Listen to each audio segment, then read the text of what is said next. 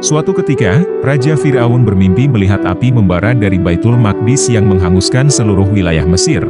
Dari situlah, banyak tukang sihir dan ahli nujum yang berpendapat bahwa akan lahir anak laki-laki dari Bani Israel yang akan menghancurkan Mesir.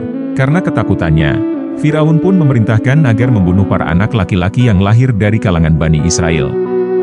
Mendengar kabar tersebut, tentu ibu Musa merasa ketakutan dan akhirnya memilih melahirkan Musa di gua agar tidak bisa ditemukan oleh prajurit. Kemudian, Allah memerintahkan kepada Yukaibid, ibu Musa, untuk meletakkannya di dalam peti dan menghanyutkan ke sungai tatkala kedatangan pasukan Fir'aun, setelah dilarungkan di sungai Nil. Yukaibid memerintahkan kakak Musa untuk mengikuti kemana perginya peti tersebut. Pada saat itulah keajaiban muncul karena peti Nabi Musa ditemukan oleh istri Fir'aun bernama Asyah. Fir'aun memang raja yang kejam, tapi ia sangat sayang terhadap istrinya sehingga ia pun menuruti keinginan Asyah merawat bayi Musa. Siti Asyah pun mencari wanita yang dapat menyusui Musa bayi karena sejatinya ia hanya mau minum susu dari ibu kandungnya.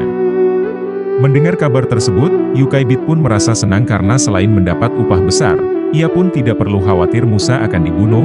Setelah beranjak dewasa, Nabi Musa meninggalkan istana Fir'aun untuk berkelana karena keselamatannya sedang terancam, sebab terdapat salah satu pasukan Fir'aun yang terbunuh oleh Nabi Musa karena ia mendamaikan kalangan Bani Israel. Musa yang pergi tanpa arah tujuan bertemu dua orang gadis yang sedang memperebutkan air untuk binatang ternak mereka.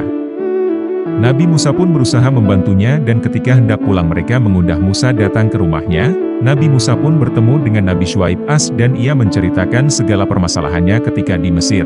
Pada akhirnya, Nabi Musa mendapat tawaran dari Nabi Syuaib untuk menikah dengan salah satu putrinya dan ia tinggal di Madian selama 10 tahun.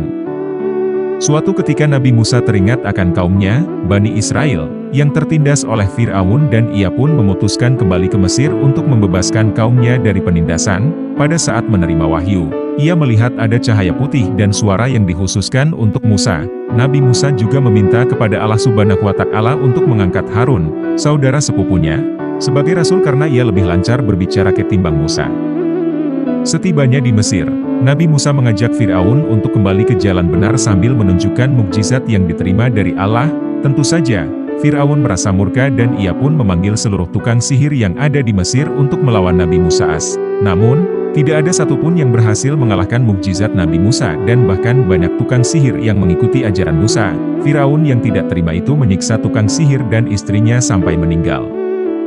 Nabi Musa yang ditentang keras oleh Fir'aun membuat Musa memutuskan untuk berpindah tempat bersama pengikutnya. Namun, ternyata ia telah dikejar pasukan Fir'aun yang jumlahnya sekitar 1 juta orang, sementara pengikut Musa hanya 600 ribuan orang. Sesampainya rombongan Nabi Musa di hadapan Laut Merah, Allah memerintahkannya untuk memukul tongkat ke permukaan laut.